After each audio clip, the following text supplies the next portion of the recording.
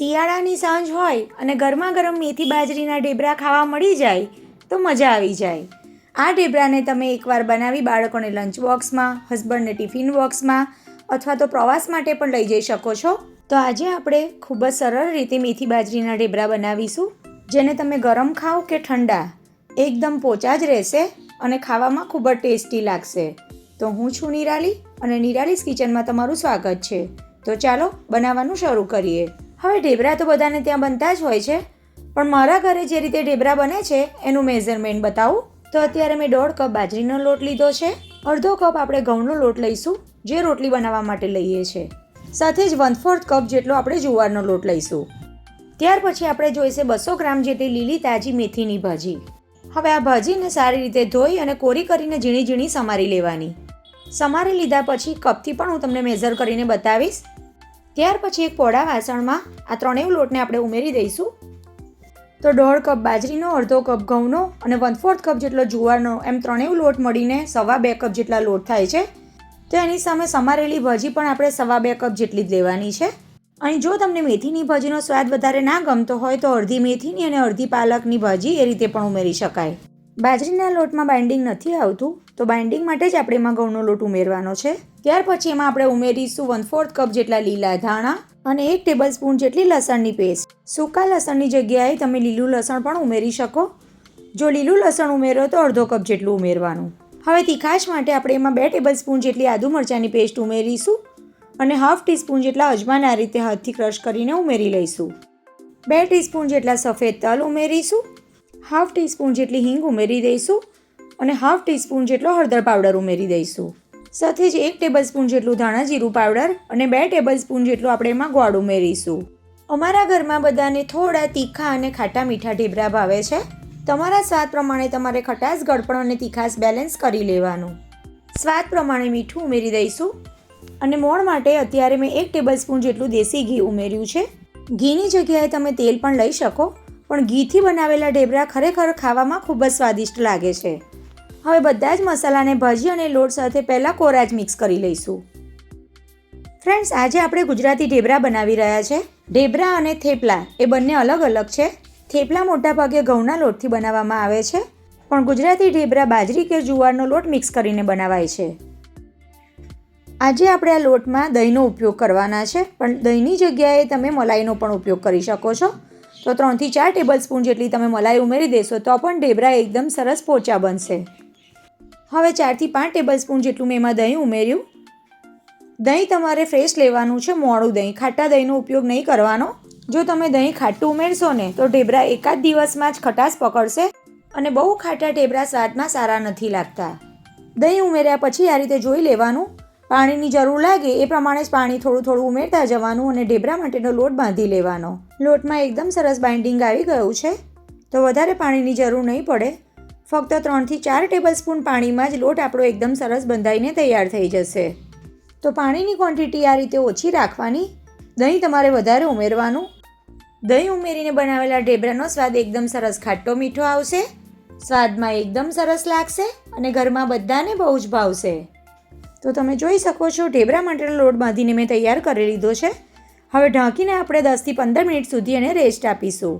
અને લોટ રેસ્ટ કરે ત્યાં સુધીમાં ઢેબરા સાથે ખાવાની મજા પડી જાય એવી મસ્ત મજાની ચટણી બનાવી લઈએ. તો એના માટે એક મિક્સર જારમાં 1 કપ જેટલા લીલા ધાણા અને 3 લીલા મરચાં ઉમેરીશું. મેં અત્યારે લવિંગિયા મરચાં લીધા છે. તમારે તીખાશ જે રીતે જોઈએ એ પ્રમાણે તમારે મરચાંની ક્વોન્ટિટી લેવાની અને આ રીતે નાના ટુકડામાં કટ કરીને ઉમેરવાના, જેથી ઇઝીલી એ ગ્રાઇન્ડ થઈ જાય. સાથે જ અડધો ઇંચ જેટલા આદુના ટુકડા ઉમેરીશું. સાથે જ 1 ટેબલસ્પૂન જેટલા સિંગદાણા અને 1 ટેબલસ્પૂન જેટલા સફેદ તલ ઉમેરી દઈશું. 6 થી 7 લસણની કળી ઉમેરીશું. સાથે સ્વાદ પ્રમાણે મીઠું અને 2 ટેબલસ્પૂન જેટલી ખાંડ પણ ઉમેરી દઈશું. આ ચટણી ઢેબરા અને લીલવાની કચોરી સાથે ખાવાની ખૂબ જ મજા આવે છે. હવે એમાં જરૂરિયાત મુજબનું એકદમ ઠંડુ પાણી ઉમેરી અને આ રીતની ચટણી તૈયાર કરી લીધી છે. તો ચટણી આપણી તૈયાર થઈ ગઈ અને 10 મિનિટ જેટલો સમય થઈ ગયો. તો લોટને જોઈ લઈએ.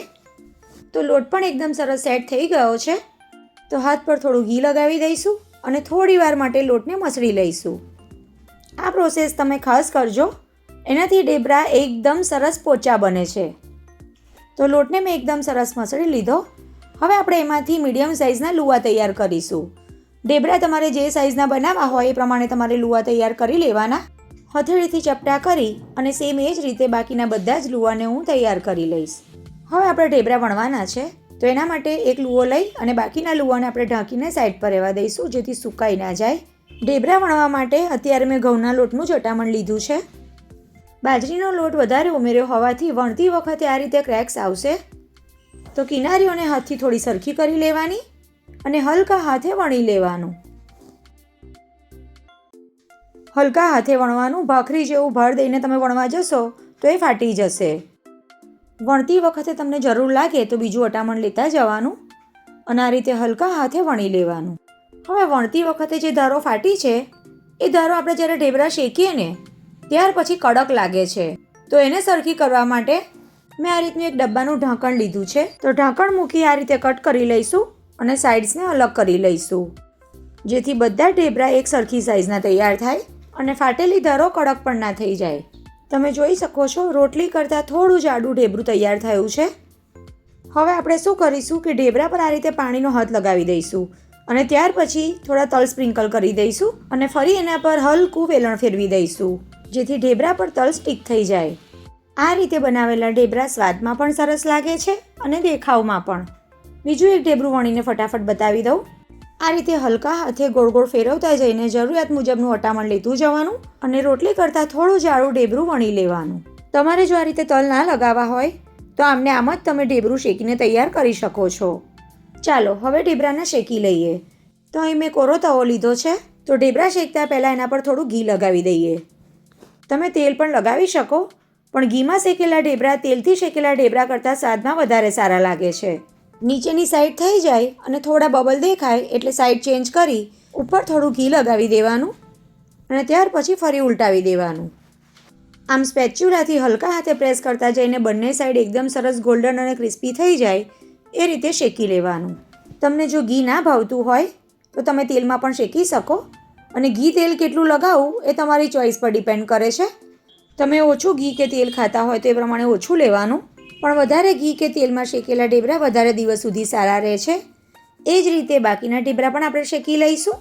તમે જોઈ શકો છો બહારથી એકદમ ક્રિસ્પી અને અંદરથી એકદમ સોફ્ટ ઢેબરા બનીને તૈયાર થઈ રહ્યા છે. એક બાજુ વણતા જવાનું અને બીજી બાજુ આ રીતે શેકતા જવાનું અને બસ જોતાં જ ખાવાનું મન થઈ જાય એવા ગરમા ગરમ ઢેબરા બનીને તૈયાર થઈ ગયા. તો ગરમા ગરમ ઢેબરાને આપણે બનાવેલી લીલા ધાણા લસણની ચટણી અને ટોમેટો કેચઅપ સાથે સર્વ કરી લઈએ. આ ઢેબરા તમે રાયતા મરચાં, લસણની ચટણી, છુંદો, અથાણું કે દહીં સાથે પણ ખાઈ શકો છો, અથવા ચા સાથે કે છુંદા મુરબ્બા સાથે પણ એ ખૂબ જ ટેસ્ટી લાગે છે. તો ચોક્કસ બનાવજો અને મને કહેજો કે તમને આજની આ રેસીપી કેવી લાગી. રેસીપી સારી લાગી હોય તો વિડીયોને લાઇક કરજો, શેર કરજો અને આવી જ બીજી નવી નવી રેસીપી જોવા માટે નિરાલીસ કિચનને સબસ્ક્રાઈબ કરજો. તો ફરી મળીશું એક આવી જ નવી રેસીપી સાથે. આવજો.